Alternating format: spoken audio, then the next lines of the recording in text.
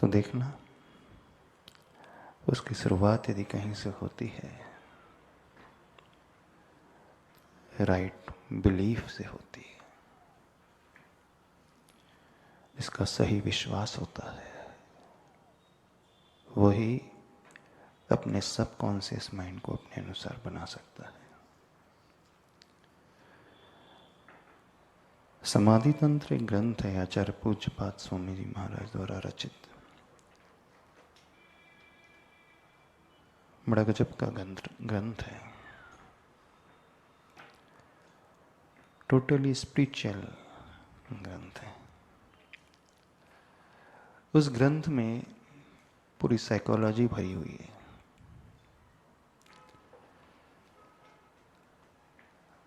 हम अपने इमोशंस को कैसे मैनेज करें, हम उस राग द्वेष के परिणामों से कैसे ऊपर उठें, हम अपने भीतर कैसे आए, हम उस अध्यात्म को कैसे छुएं। जब हम अध्यात्म की बात कर रहे हैं तो ऐसा नहीं समझना वो सिर्फ साधुओं के लिए होता है, वो सिर्फ गुरुओं के लिए होता है। वो एक सामान्य व्यक्ति के लिए भी हो जाता है, एक सामान्य गृहस्थ। The person who is performing his duty is managing his family। संसार में जो रह रहा है, सब कुछ कर रहा है, वो कैसे उसे व्यवस्थित बनाए। तो जो इस प्रकार की थॉट प्रोसेस बनाता है, जो स्पिरिचुअलिटी को समझ लेता है, वो बहुत आसानी से अपने मनोविज्ञान को भी समझ सकता है और उसका जीवन, उसकी लाइफ हर प्रकार की सराउंडिंग में बड़ी व्यवस्थित रहेगी। लाइफ में चैलेंजेस कैसे भी क्यों ना हो, कितने भी एक्सट्रीम क्यों ना हो,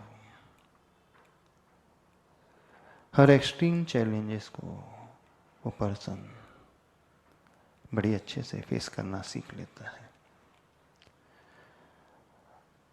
उस ग्रंथ में कुछ पंक्तियां आती है और बड़ी अद्भुत पंक्तियां हैं। श्लोक आता है, यत्रैवाहि तदिह पुंसः श्रद्धा तत्रैव जायते, यत्रैव जायते श्रद्धा चित्तं तत्रैव लीयते, यत्र एव आहित धी पुंसः श्रद्धा तत्रैव जायते। अर्थात जो अपनी बुद्धि को जिसमें लगा लेता है, उस सब्जेक्ट को बहुत अच्छे से समझ लेता है, जो इंटेलेक्चुअल होता है, उस पुरुष की श्रद्धा उसमें उत्पन्न होने लगती है, उसका फेथ, उसका बिलीफ उसमें उत्पन्न होने लगता है। यत्रैव जायते श्रद्धा, यत्रैव श्रद्धा जायते, जहां उसकी श्रद्धा उत्पन्न हो जाती है, मजबूत हो जाती है, विश्वास हो जाता है, चित्तम तत्रैव लीयते, उसका मन, उसका चित्त बस वहीं लीन हो जाता है, वहीं लीन होने लगता है। यत्र अनाहित धी पुंसः श्रद्धा तत्रैव निवर्तते, और जिसकी बुद्धि जिसमें नहीं लगती, उसकी श्रद्धा वहां से छूट जाती, वो कुछ नहीं कर सकता। तो उसमें बड़ी अच्छी बात बतलाई गई है, उसमें एक सीक्वेंस बताया है, और उसी सीक्वेंस से हमारा सबकॉन्शियस माइंड बड़ा गजब का ट्रांसफॉर्म होता है। ये सीक्वेंस, इसकी बिगिनिंग कहां से होती है? जो हम अपनी लाइफ में चाहते हैं, पहले उसे अच्छी तरह से समझें।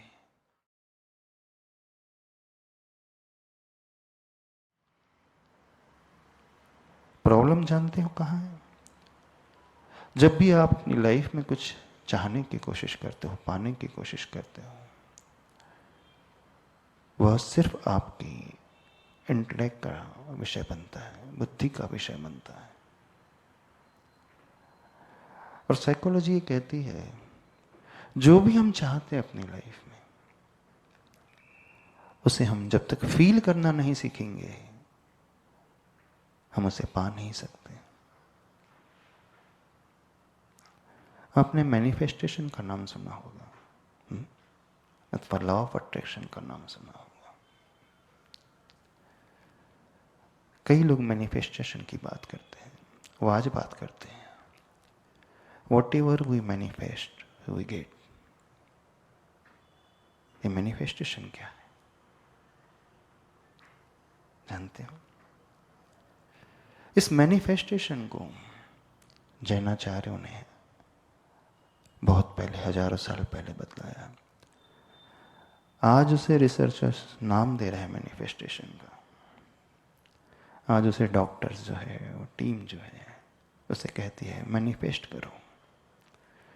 सीक्रेट ऑफ सक्सेस मैनिफेस्टेशन से होता है। हजारों वर्ष पूर्व आचार्य भगवंत ने बताया, उस सूत्र के अनुसार आज हम चलने की कोशिश करते हैं। देखना उन्होंने क्या हमें एक्सप्लेन किया। जो भी हम अपनी लाइफ में पाना चाहते हैं, चाहे मटेरियलिस्टिक लाइफ की बात करें, चाहे स्पिरिचुअल लाइफ की हम बात करें, वॉट एवर वी वॉन्ट, उसकी पहली स्टेप होती है उसे हम अच्छे से पहले समझें, उसे अपने ज्ञान का विषय बनाएं। ज्ञान का विषय समझते हो? उसे हम जाने, वो हमारे नॉलेज का विषय बन जाए। उसकी दूसरी स्टेज आती है, जब तक विषय हमें समझ में नहीं आएगा अच्छे से, जब तक उसका ज्ञान हमें नहीं होगा, तब तक हमारा विश्वास भी नहीं होगा। और जब तक हमारा बिलीफ नहीं होगा, तब तक हम उसे जी नहीं सकते, आत्मसात नहीं कर सकते। फॉर एग्जाम्पल, आप बीमार हैं, कोई बहुत बड़ी डिजीज हो गई है, आप उससे ऊपर उठना चाहते हैं, अपने आप को स्वस्थ बनाना चाहते हैं, तो सबसे पहले अपने आप को स्वस्थ बनाने के लिए आप ये सोचते हैं कौन सा ऐसा डॉक्टर है, स्पेशलिस्ट है जो मुझे क्योर कर सकता है। आप इंक्वायरी करते हैं, आसपास में पूछते हैं, नहीं पता तो अपने फैमिली फिजिशियन के पास आप जाते हैं।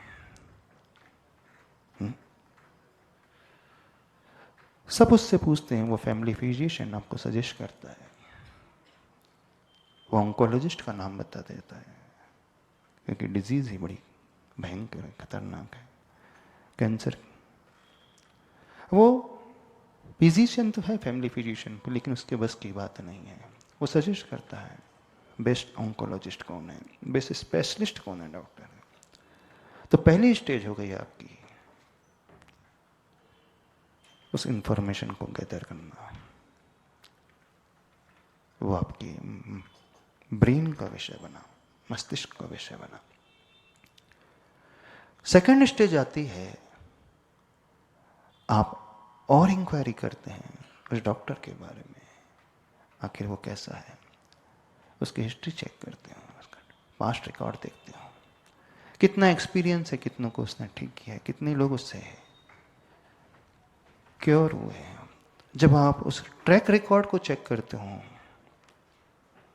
प्लस आपका फैमिली फिजिशियन सजेस्ट करता है, तो आपका विश्वास उस पर होने लगता है, होता है। अब सेकंड स्टेज हो गई इस विश्वास की, उस आस्था की, उस बिलीफ की।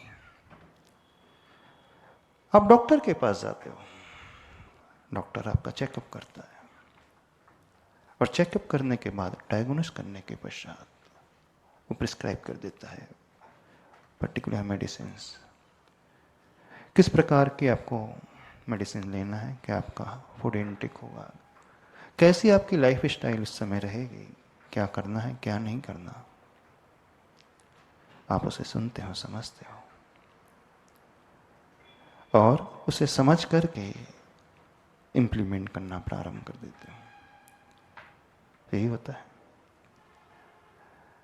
देखो, जैन धर्म में एक बड़ा गजब का सूत्र आता है।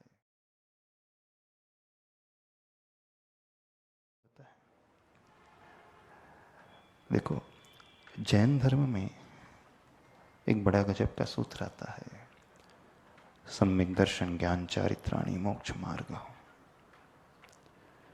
यदि हम उस मुक्ति के मार्ग को पाना चाहते हैं,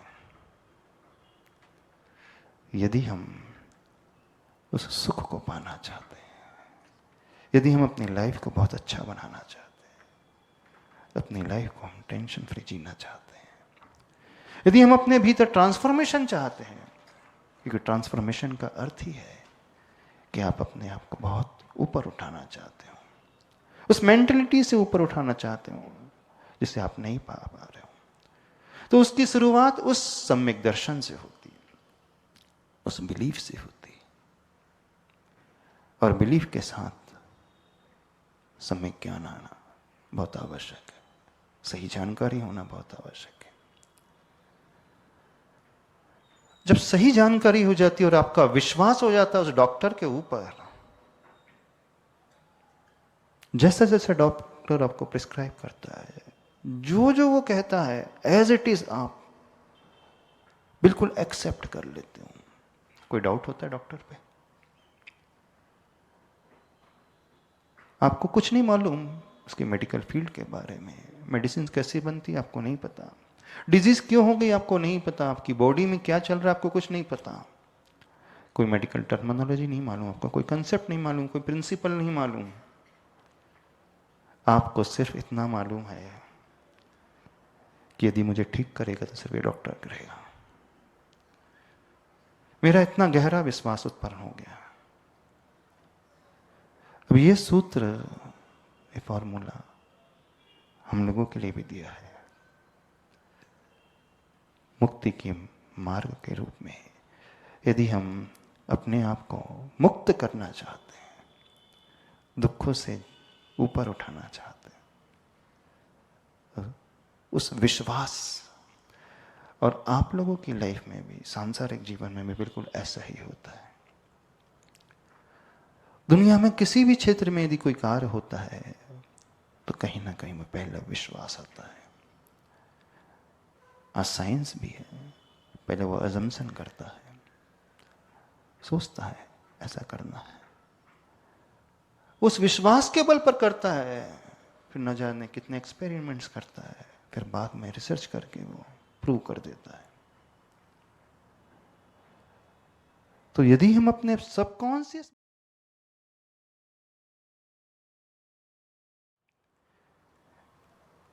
एक बहुत अच्छी स्टोरी है, शायद आप लोगों ने कभी सुनी भी होगी। जूलियो वेलेसिस का नाम सुना है? एक स्पेन का एक व्यक्ति हुआ। उसका गोल था अपनी लाइफ में, right from the childhood, I want to become the best footballer in the Spanish team. जैसे इंडिया में क्रिकेट बहुत फेमस है ना, यूरोपियन कंट्रीज में फुटबॉल बहुत फेमस है। जैसे इंडिया में हर एक का पैशन होता है क्रिकेट, खेले ना भी खेले लेकिन वो देखता तो रहता ही है। क्रिकेट एक प्रकार से उसके ब्लड में समाहित हो गया है, वो जुनून बन चुका है ना। ऐसे यूरोपियन कंट्रीज में, चाहे फ्रांस हो, चाहे स्पेन हो, इटली हो, वैसा ही पैशन उन लोगों का फुटबॉल के प्रति है। तो वो बच्चा जब 7 साल का था, 7 वर्ष की उम्र में उसने सपना देखा। क्या देखा? कि मुझे अपने लाइफ में बेस्ट फुटबॉलर बनना है। अब देखो 7 इयर्स की एज कोई बहुत बड़ी एज नहीं होती है, पर उसने उसी समय से सोचना शुरू कर दिया और वो धीरे धीरे खेलने भी लगा, बच्चों के साथ प्रैक्टिस करने लगा, एकेडमी भी ज्वाइन कर ली। और जब वो 15 इयर्स तक पहुंच गया, उस एज तक पहुंच गया, तो बहुत अच्छे से वो गोल कीपिंग आदि भी करने लगा, गोलकीपर बन गया। और 15 इयर्स की एज में उसका सिलेक्शन स्पेन की जूनियर फुटबॉल टीम में हो गया। पर उसका सपना तो था कि मैं को बेस्ट प्लेयर बनना है, और प्रैक्टिस करने लगा। 19 इयर्स तक जब पहुंचा, उसका सिलेक्शन वहां की नेशनल टीम में हो गया। नेशनल टीम में खेलते खेलते वो और आगे बढ़ा। 20 साल की एज में जाकर के मैड्रिड प्रो लीग में उसका सिलेक्शन हो गया। और 20 वर्ष का जब हुआ, नेक्स्ट डे उसका बर्थडे था, वो सेलिब्रेट करने के लिए अपने दोस्तों के साथ घूमने गया। बहुत स्पीड से कार चल रही थी और ऑल ऑफ सडन एक घटना घटती है, उस कार का एक्सीडेंट हो जाता है। और सबसे ज्यादा इंजरी यदि हुई तो जूलियो को हुई। हॉस्पिटल में एडमिट हुआ और उसकी रीढ़ की हड्डी का फ्रैक्चर हो गया। बेड पे पड़ा है, होश नहीं है। डॉक्टर ने ऑपरेशन किया और जब उसे होश आया तो दिखता क्या है कि इसके पैरों में मूवमेंट ही नहीं है।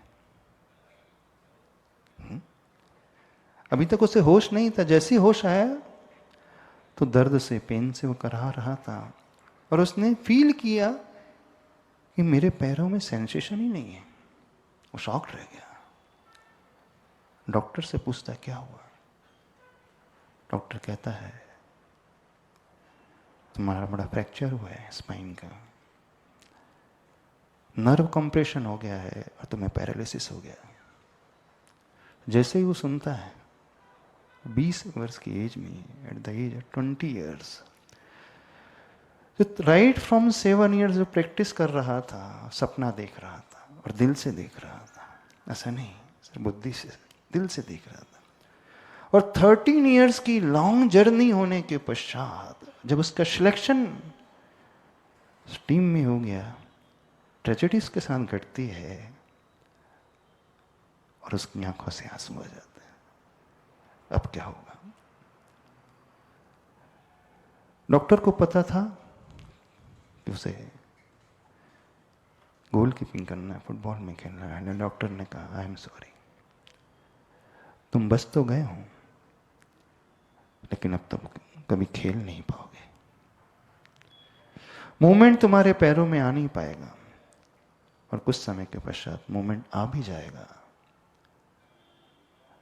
तो आप दौड़ नहीं पाओगे।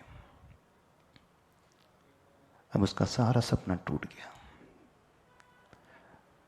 निराशा चारों तरफ घूमने लगी। इमेजिन करो जिसको आपने बचपन से चाहा हो और वो मंजिल आपके निकट ही है, मिलने ही वाली थी। इमेजिन करो आपकी फाइनल एग्जाम में प्रिपरेशन भी बहुत अच्छी हुई है, फाइनल पेपर के ठीक पहले आपका एक्सीडेंट हो जाए तो क्या होगा? और ऐसा नहीं कि आपकी प्रिपरेशन अच्छी नहीं, बहुत गजब की।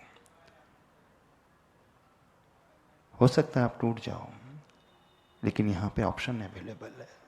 सपोज दिस ईयर आप अपीयर नहीं हो पाए तो आपके पास नेक्स्ट चांस है, next year you can face the exam. पर लाइफ में कुछ ऐसी सिचुएशन आती है जहां दूसरा चांस नहीं होता, दूसरा ऑप्शन नहीं होता। कुछ ऐसे मोड़ आते हैं जो हमारे कंट्रोल में नहीं होते। अब डेस्टिनी कुछ और दिखा रही है ना। अब प्रश्न ही उठता है, यदि किसी ने दिल से शिद्दत से किसी को चाहा है तो मिलना तो चाहिए। विश्वास करके चाहा है, सपने देख करके, और चाहा ही नहीं, उसे अनुभव भी किया, फील भी किया, उसे जिया भी है, फिर ऐसा क्या हो जाता है? तो कुछ ऐसा होता है जो हमारे हाथ में नहीं होता, जिसे हम डेस्टिनी कहते हैं। लेकिन जो फीलिंग हमारी है, जो विश्वास हमारा है, वो कभी व्यर्थ नहीं जाता। वो अंदर से पूरा टूट चुका था, अब उसे जिंदगी में कुछ भी नजर नहीं आ रहा था। यही विचार आता रहा था, इससे तो अच्छा क्या मर जाता तो ज्यादा बेटर होता। क्योंकि अब मैं उस सिचुएशन में पहुंच चुका हूं कि बेड रिडन होना पड़ेगा लाइफ टाइम, बस बेड पे पड़े रहना पड़ेगा। अब मैं कुछ नहीं कर सकता। बोले ये भी कोई जिंदगी है? और उस यंग एज में ये भी कोई जीवन है, ये भी कोई लाइफ है? जो सोचा वो कुछ नहीं मिला, मिलना तो बहुत दूर, जो था वो भी चला गया। आंखों से आंसू बह रहे हैं। वो यही सोच रहे, इससे तो अच्छा था, बेटर था कि मेरी डेथ ही हो जाती, कम से कम ये दिन तो नहीं देखने पड़ते। होता है ना, कई बार ऐसे मोड़ आते हैं लाइफ में, ऐसे घटनाक्रम घटते हैं कि व्यक्ति अंदर से पूरा हताश हो जाता है। सब कुछ जो सोचता है कुछ नजर नहीं आता, तो उसको लगता है लाइफ में कुछ बचा ही नहीं है। सुसाइडल थॉट्स भी आने लगते हैं। कभी आए आप लोगों को? रिसर्च ये कहती है 40 to 50% पर्सन को लाइफ में ऐसे सुसाइडल थॉट तो आते हैं, एक ना एक बार आ ही जाते हैं, जबकि उनकी सिचुएशन इतनी वर्स्ट नहीं होती, कुछ इतना नहीं बिगड़ता, फिर भी उसे सुसाइडल थॉट आ जाते हैं। स्टूडेंट एग्जाम में फेल हो जाता है, सिलेक्शन नहीं होता है किसी कंपनी में, फैमिली में कुछ थोड़ा बहुत ऊपर नीचे हो जाता है, तो सुसाइडल थॉट आना तो दूर, सुसाइड भी कर लेते हैं। अब वही विचार उसके माइंड में घूम रहे थे, कुछ नजर नहीं आ रहा था, क्या किया जाए, क्या किया।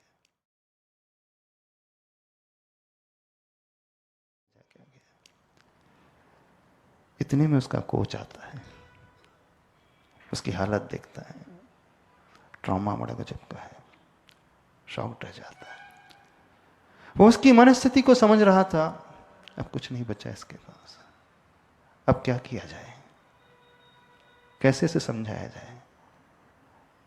हम ऐसे समझाना तो आसान होता है, फिर भी वो स्वयं अंदर से दुखी हुआ। बस उस एक सजेशन उसने उसे दिया, बोले मैं समझ सकता हूं तुम्हारी हालत क्या है, दीदी इस परिस्थिति में मैं भी होता तो शायद मैं भी यही सोचता, फिर भी एक काम करो, एक डायरी और पेन देता है, बोले ऐसा करो,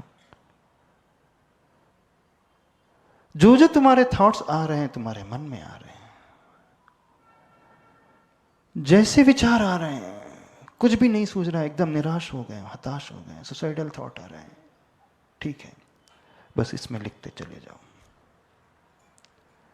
यदि मैं और कुछ समझाऊंगा तो समझ तो पाओगे नहीं, समझ रहा था। यदि मैं से उपदेश देने बैठ जाऊं, नहीं समझ में, अभी स्थिति में नहीं है वो। बस उसने इतना ही कहा, जो भी विचार आ रहे हैं, जो इमोशंस पैदा हो रहे हैं, हर इस इमोशन को इस पेपर में एक्सप्रेस कर दो, शांति से बैठकर एक्सप्रेस कर दो। और वो यह क्या करके चला गया। अब वो अपने इमोशंस को पेपर में, डायरी में नोट डाउन करने लगा। धीरे धीरे बस उसका एक ही रूटीन हो गया, जो भी फीलिंग्स आती पेपर में लिख देता। एक दिन हुआ, 2 दिन हुआ, 3 दिन हुआ, 1 हफ्ता बीत गया। 1 हफ्ते बीतने के बाद उसने अपनी डायरी उठाई स्वयं और उसे पढ़ने लगा। अच्छी लंबी चौड़ी भर चुकी थी। पढ़ते पढ़ते उसने रियलाइज किया कि जो मैंने लिखा है वो एक पोयम का रूप ले चुका है।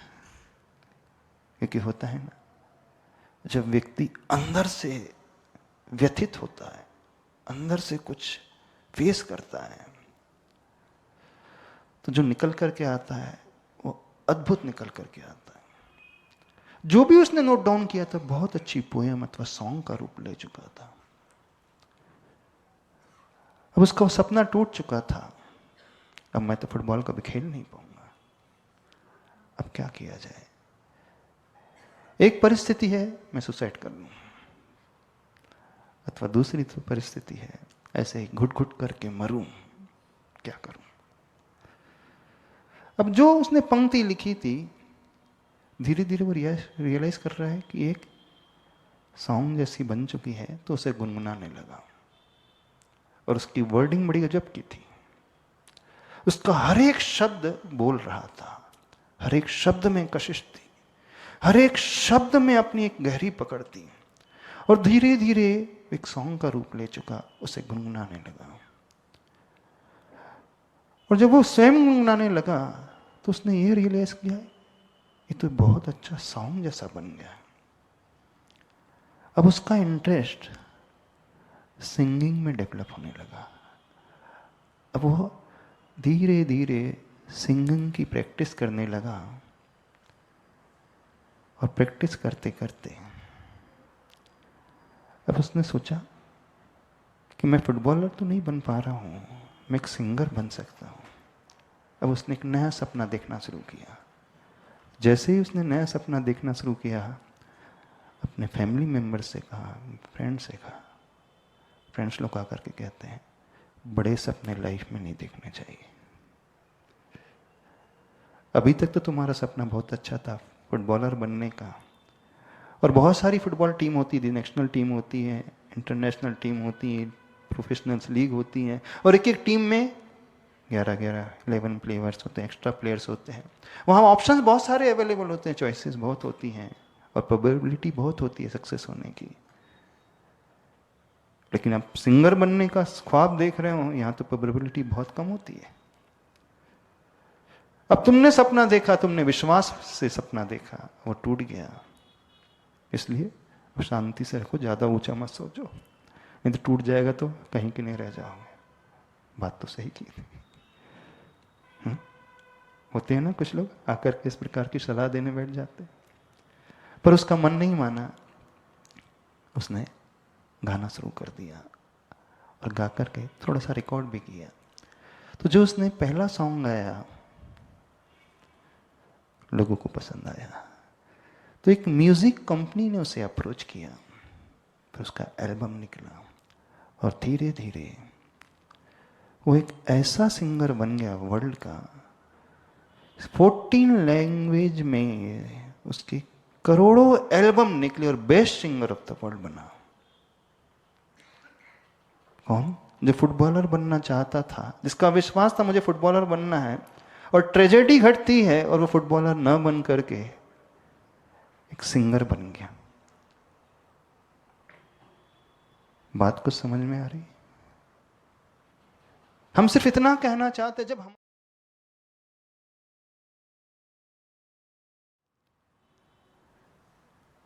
नदी होती है ना, जब बहती है नदी, यदि बहती हुई नदी के सामने पत्थर डाल दो ना, डैम बनाने लगो, तो नदी का पानी बहना बंद नहीं करता, रुकता नहीं है, वो डायरेक्शन बदल लेता है। बड़ी से बड़ी नदी है, उसके सामने आप ऑब्स्ट्रक्शन रख दो, लगता है कि सामने बहुत बड़े बैरियर आ गए हैं, अब नदी रुक जाएगी। नहीं, नदी रुकती नहीं है, वो नदी का प्रवाह एक नई दिशा ढूंढ लेती है। इवन नदी में जो डैम बनाए जाते हैं, बहुत हाइट वाले डैम बनाए जाते हैं, तो आचार्य भगवान कहते थे, बड़ा अच्छा उदाहरण देते थे। अब नदी ऐसे ना बह करके, फ्लैट ना बह करके वर्टिकल की ओर बहने लगती है। उसका पानी जब हाइट पर पहुंचने लगता है, और हर डैम में बहुत सारे होल्स होते हैं, लीकेज पॉइंट होते हैं उस पानी को निकालने के लिए। यदि वो ना हो तो सारा डैम, सारे के सारे डैम ढह जाएंगे। पानी कभी रुकता नहीं है, उसका फोर्स भले ही कम हो सकता है, आप कितने भी हर्डल लेकर के वो डायरेक्शन बदल देगा, लेकिन वो बहेगा। जो बहती हुई नदी कर रही थी, यदि आपने रोक भी लिया तो वही कार्य फिर डैम करने लगता है। उसका जो पोटेंशियल था पानी का, वो बहती हुई नदी कई खेतों को दे जाती, कई की प्यास बुझाती, लेकिन आपने रोक लिया, आपने समझा कि अब रुक गई नहीं, वो पानी कलेक्ट तो हो गया, वही पानी फिर फोर्स से टरबाइन पर डाला जाता है, इलेक्ट्रिसिटी जनरेट करता है। उसी पानी को कैनल के माध्यम से न जाने कितने विलेजेस तक पहुंचाया जाता है। जो कार्य पहले नदी का था, वो न कार्य अभी भी हो रहा है, और बहुत प्लानिंग के थ्रू हो रहा है, और व्यवस्थित हो रहा है। होता है ना, हमारी लाइफ में भी बिल्कुल ऐसा ही है। जो जो हम सोचते हैं, कई बार हमारा भाग्य, हमारी डेस्टिनी हमारा साथ नहीं देती, नहीं देती। लेकिन जिसका सबकॉन्शियस माइंड इस विश्वास से भर जाता है, वह विश्वास वो उस पोटेंशियल को पैदा कर ही देता है। वो उस फील्ड में नहीं तो किसी दूसरी फील्ड में आ ही जाएगा काम में। जैसा जूलियो वेलेसिस के साथ हुआ, उसका विश्वास था कि मुझे दुनिया में बहुत ऊंचा उठना है, बहुत ऊंचा करना है। चूंकि उसकी लाइकिंग फुटबॉल की थी, फुटबॉलर बनने का उसने सोच लिया, लेकिन साथ नहीं दिया, एक्सीडेंट हो गया, पर उसका विश्वास नहीं टूटा। तो वो नदी के प्रवाह ने डायरेक्शन दूसरी खोज ली। अब वो फुटबॉल को छोड़ करके सिंगिंग की लाइन में आ गया। हम सबके साथ भी बहुत बार ऐसा होता है, लगता है कि दुनिया में हमारे सपने टूट गए। सपने कभी नहीं टूटते, हाँ, इंसान का हौसला अवश्य टूट जाता है। यदि सपने विश्वास से देखे गए हों, जिसे हमने जिया हो, यदि वो थॉट प्रोसेस हमारी हो जाए, तो नियम से मान करके चलना, यदि वो हम जो चाह रहे नहीं भी मिलेगा, तो किसी और रूप में हम उसे पा जाएंगे। आज हम अपने जीवन की बात करते हैं, जानते हो, हम उसे पा जाएंगे। आज हम अपने जीवन की बात करते हैं, जानते हो हम अपनी लाइफ में क्या बनना चाहते थे? When I was in class 10, my dream was to become a doctor.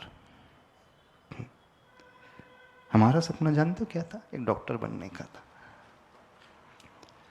शुरू से डॉक्टर बनने का सपना था, लेकिन 12th क्लास में, वैसे हमने पीसीएमबी दोनों ऑप्ट किया था, physics, chemistry, mathematics and biology, दोनों स्ट्रीम को साथ में रखा था। और डेस्टिनी कहे क्या कहे, 0.5% से हमारे एमबीबीएस में सिलेक्शन नहीं हुआ था। डेंटल में तो मिल रहा था, लेकिन एमबीबीएस में सिलेक्शन नहीं हुआ था। एक्सीडेंटली फिर स्ट्रीम बदल दी, इंजीनियरिंग लाइन में आ गए। इंजीनियरिंग हो गई, केमिकल इंजीनियरिंग हो गई, फिर लाइफ में एक मोड़ आया, फाइनेंस लाइन में पहुंच गए, और फिर लाइफ में मोड़ आ गया, हम साधु जीवन में आ गए। उस समय हम शरीर के डॉक्टर बनना चाहते थे, लेकिन अब अपनी आत्मा के डॉक्टर, सबके डॉक्टर बन गए। जो हमने चाहा था वो हमें मिला नहीं। हम अपनी बता रहे, रियल स्टोरी बता रहे। स्कूल लेवल का सपना था, पेरेंट्स का भी सपना था, और हम यही सोचते थे, दिल से यही सोचते थे, जाना तो उसी फील्ड में जाना है। क्यों जाना है?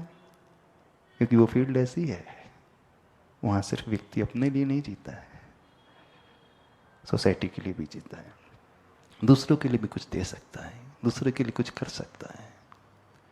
एक सपना था कि संसार में आए हैं तो सिर्फ अपने लिए क्या जीना। अपने लिए जीने वाला तो पशु होता है ना, वो अपने तक सीमित रहता है। रादर पशु भी नहीं होता है, पशु भी दूसरों के लिए बहुत अच्छे से जीता है। गाय भी, उसका सारा जीवन दूसरों के ही तो काम आता है। सिर्फ मनुष्य ऐसा है, ह्यूमन बीइंग ऐसा है,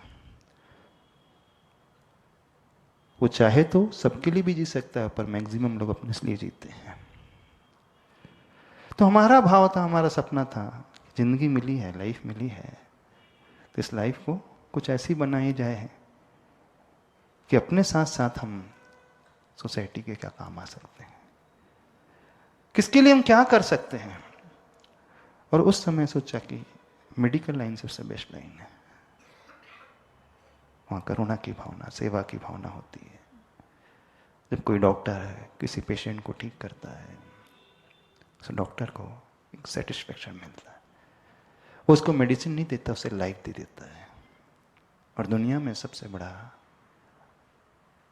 दान होता है तो अभय दान होता है, जीवन दान होता है। किसी को लाइफ लाइन दे देना, उससे बड़ा कुछ नहीं होता। मॉनेटरी टर्म में आप लाखों करोड़ों दे दो, हेल्प कर लो, भोजन दे दो, वो ज़्यादा इंपॉर्टेंस नहीं रखता है। लेकिन सबसे ज़्यादा इंपॉर्टेंस रखता है किसी को लाइफ लाइन देना। क्योंकि दुनिया का हर प्राणी जीना चाहता है ना। तो यदि हम किसी के काम आ जाए तो सबसे बड़ा। तो हमारी लाइफ का सपना था मेडिकल फील्ड में आने का, लेकिन लक कुछ इस प्रकार का था कि उसने साथ ही नहीं दिया, और उस समय सिलेक्शन नहीं हुआ तो फिर दूसरी फील्ड में आ गए। क्योंकि होता है इंडिया में, जितने लोग भी पढ़ाई करते हैं, चॉइस से कम और एक्सीडेंट भी ज़्यादा हो जाता है। जब कोई ऑप्शन नहीं मिलता तो जो ऑप्शन बचता है उसी को ऑप्ट कर लेते हैं, है ना। मैक्सिमम जो इंजीनियर्स होते हैं कहीं पे भी होते हैं। तो इंडिया की तो सिचुएशन ही ऐसी, पोजीशन ही ऐसी है। तो ऐसा ही हमारे साथ भी घटा। हम जो बनना चाहते थे वो नहीं बन पाए, और फिर जो मिला, फिर कोई ऑप्शन नहीं था, ठीक है, उसी में कदम बढ़ा दिया।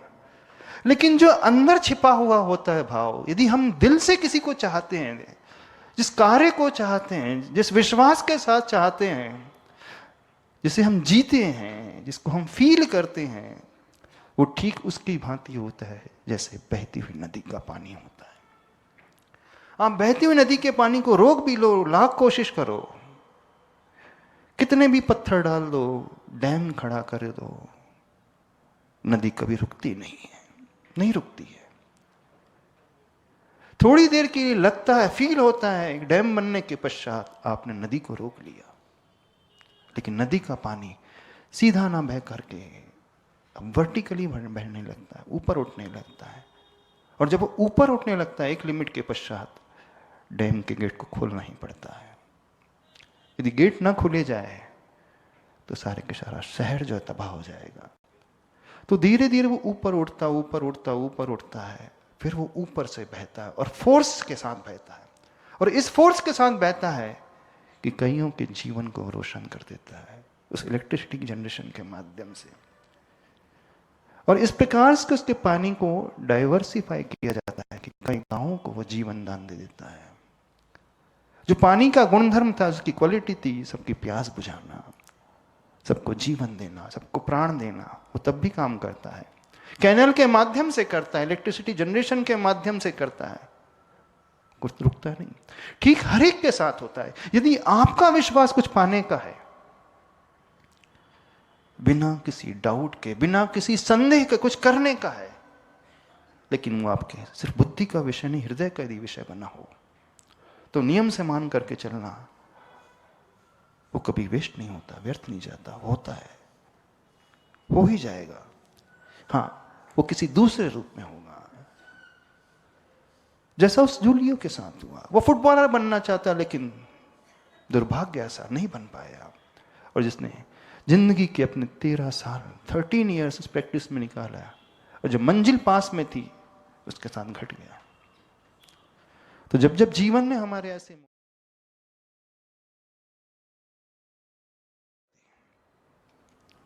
हिरणी भी शेर के सामने जाकर के खड़ी हो जाती अपने बालक की रक्षा के लिए, उस शावक की रक्षा के लिए। उसे पता है सामने शेर है, जंगल का राजा है, और मैं एक छोटी सी हिरणी हूं। शेर के सामने हिरणी की कोई औकात नहीं है औकात? बताओ। भक्तामृत स्तोत्र में कहा ना आचार्य मानतुम स्वामी जी ने, वो हिरणी अपने उस श्रावक की रक्षा के लिए किससे जाकर के भिड़ जाती है? शेर के सामने जाकर उससे भिड़ जाती है। उसे पता है सिर्फ शेर एक पंजा उठाएगा और मैं कहीं की निरंगी में मर जाऊंगी। उसे ये भी पता है मैं सामना नहीं कर पाऊंगी। शक्ति भले ही नहीं है, पर वो समर्पण है, वो विश्वास है, वो चाहत है उस बच्चे के प्रति, उसकी रक्षा के लिए वो अपने आप को भी अर्पित कर देती है। तो जहां वो भाव आ जाता है, जहां विश्वास का भाव आ जाता है, विश्वास आते ही व्यक्ति के हृदय में वो समर्पण पैदा हो जाता है। और जहां समर्पण पैदा हो जाता है, फिर हमें कुछ कहना नहीं पड़ता, अपने आप हम उस दिशा में कार्य करते चले जा रहे हैं, करते चले जाते हैं। समझ रहे हो कि नहीं? समय हो गया। तो सबकॉन्शियस माइंड को यदि हम बदलना चाहते हैं, सूत्र ऐसा एक ही है, जो भी चाहो शिद्दत से चाहो, शिद्दत से उर्दू शब्द है वैसे, जो भी चाहो हृदय से चाहो, यानी उसे फील करो, उसे जियो। अब देखना विचित्रता, देखना माँ की बॉडी डिफरेंट होती है, बच्चे का शरीर डिफरेंट होता है। बच्चा हो सकता है बहुत दूर हो, कोई कनेक्शन बाहर से नजर नहीं आता, आता है, लेकिन चोट बच्चे को लगती है, आंसू माँ की आंखों में आ जाते, खून उसे कहाँ बह रहा है, हृदय आपका रोता है। आपको कहाँ चोट लगी? कहीं ब्लीडिंग होती है? बताओ, इतनी सारी माँ बैठी हैं, कुछ होता है आपको फिजिकली? कुछ नहीं होता है, लेकिन जो भी होता है सब इंटरनली होता है। बाहर से कोई कनेक्शन ही नहीं है, फिर कौन सा कनेक्शन है, कौन सा जुड़ाव है? सैटेलाइट वाला जुड़ाव है, वायरलेस वाला है, वेव थ्योरी वाला है, कौन सा जुड़ाव है? कुछ तो है। हाँ, वो आत्मीयता का भाव है, वो अपनेपन का भाव है, वो लगाव है, वो जुड़ाव है, वो समर्पण है। क्यों? क्योंकि उसे आपने अपना माना है। बस जिसे हम अपना मान लेते हैं, जिसे हम जीते हैं, जिसे हम फील करते हैं, उसे हम एनी हाउ पा ही लेंगे। सिनेरियो वर्ष से वर्ष भी क्यों ना हो, हम उसे अचीव कर ही जाएंगे। हो सकता है हमारा भाग्य कितना भी खराब हो, तो ये जो हमारी अंदर की मेंटलिटी है, वो एक नया रास्ता खोज लेगी और नए रास्ते पे चल करके वो नए रूप में कुछ दे देगी हमें। जैसे उस जूलिया को सिंगिंग मिल गई, मिल गई। आप यदि अंदर से होंगे तो नए रास्ते पे चल करके वो मंजिल मिल ही जाएगी, किसी दूसरे रूप में हमें नजर आएगी, लेकिन अल्टीमेटली जो हम चाहते तो पा ही जाते हैं। कोई डाउट तो नहीं है? अब इतने ही रखें। आपके क्वेश्चन है?